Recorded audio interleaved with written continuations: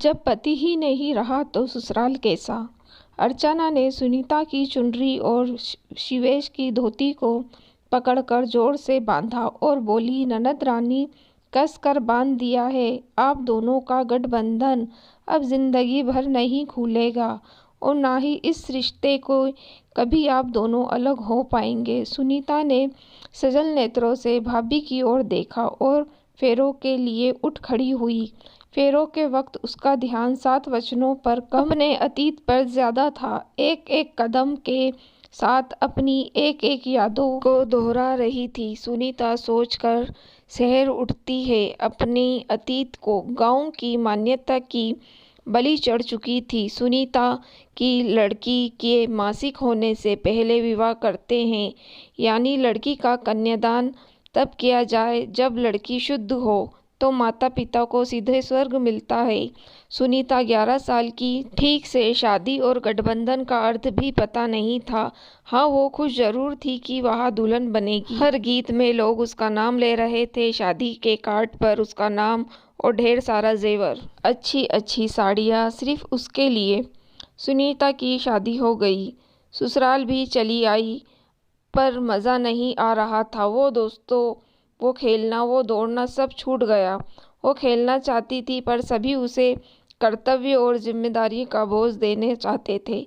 पति से भी प्रेम नहीं, डर लगता था। जो भी हो, सुनीता की जिंदगी मायके ससुराल मिलकर गुजर रही थी। आधी कच्ची आधी पक्की औरत बन ही गई सुनीता। शादी के 4 साल हो गए। अचानक सांप काट लेने से उसके पति की मौत हो गई। अब क्या? अब तो माता पिता को मरने के बाद स्वर्ग मिले या ना मिले, सुनीता की जिंदगी यहाँ दुखों से भरी थी। सब ने अपशगुन मान लिया उसको। कैसी किस्मत पाई है, 5 साल की सुहागिन ना रह सकी। हर शुभ काम से दूर, सजना संवरना सब निषेध था सुनीता के लिए। अब उसकी जिंदगी में अरमानों ने करवट लेना शुरू ही किया था कि उसकी जिंदगी उससे छीन ली गई।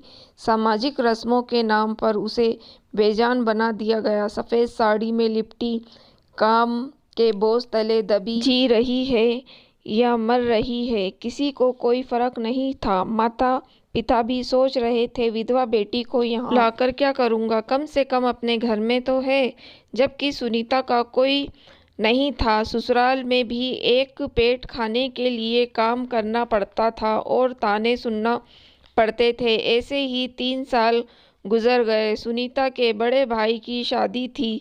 सुनीता भी आई थी। शादी में बुझी बुझी सी, डरी डरी, रस्म रिवाज से दूर, उदास कोने में पड़ी रहती थी। शादी के बाद सुनीता ससुराल जाने लगी तो भाभी अर्चना ने यह कहकर रोक लिया कि कुछ दिन और रह लीजिए, तब चले जाइएगा। अर्चना को सुनीता अपने जैसी लगी। उसके दर्द को महसूस करते हुए नई बहू ने सुनीता की जिंदगी को फिर से सजाने का प्रस्ताव रखा। घर में सभी अर्चना के विचार का विरोध करने लगे, पर अर्चना ने कहा, ना ही इसकी कोई उम्र हुई है और ना इसकी शादी तब हुई थी जब इसे शादी का अर्थ भी नहीं पता था। कैसे आप अपने घर की बेटी को ऐसे तड़पने के लिए छोड़ सकते हैं?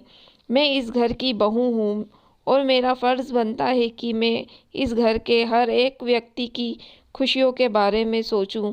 आखिर आप लोग सुनीता की दूसरी शादी क्यों नहीं कर सकते हैं? सुनीता के माता पिता ने कहा, अब कौन इससे शादी करेगा? सुनीता ने कहा, बहुत होती है ऐसी लड़कियों की भी शादी, बस आपको तैयार होना चाहिए, मैं ढूंढूंगी लड़का। सुनीता के ससुराल वाले न जाने क्या कहेंगे, सुनीता के माता पिता ने कहा। अर्चना ने कहा, जब पति ही नहीं रहा तो ससुराल कैसा? वैसे भी ससुराल वालों के लिए यह भार ही है। सुनीता के अभी हंसने खेलने की उम्र है और इसे कुरीतियों से बांधकर आप लोग अपनी खुद की बेटी की जिंदगी तबाह कर रहे हैं। अर्चना उठ खड़ी हुई सुनीता के लिए और ढूंढने लगी सुनीता के लिए लड़का। और शिवेश, जिसकी पहली पत्नी किसी बीमारी से गुजर चुकी थी, सुनीता का हाथ थामने के लिए राजी हो गया। परिवार वाले दिल से उत्साहित न थे, पर अर्चना ने अपनी हिम्मत न हारी। सुनीता की खुशियों का गांठ बांधकर आज अर्चना को ज्यादा खुश नजर आ रही थी। 7वां फेरा पूरा हुआ। पंडित जी के कहते ही सुनीता वर्तमान में लौट आई। वह अपने आगे की जिंदगी की कल्पना से ज़्यादा अपनी भाभी का धन्यवाद कर रही थी, जिसने उसे उसकी खुशियों की ओर धकेला।